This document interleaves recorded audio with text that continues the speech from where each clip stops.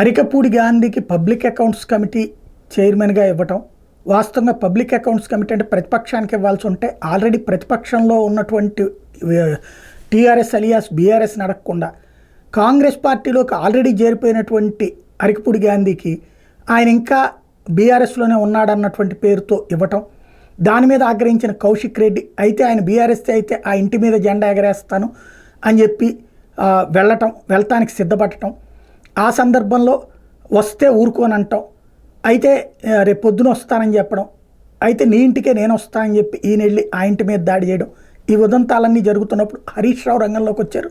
ఓ పక్కన చేయి బాగోకపోయిన ఆందోళనకు దిగారు.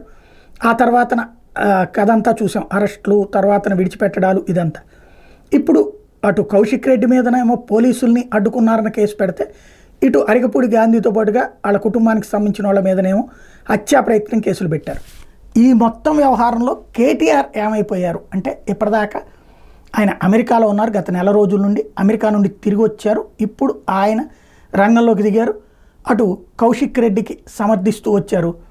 అదే సందర్భంలో ఇక కథ ఎటువైపుకి మలుపులు తిప్పుతారో చూడాలి.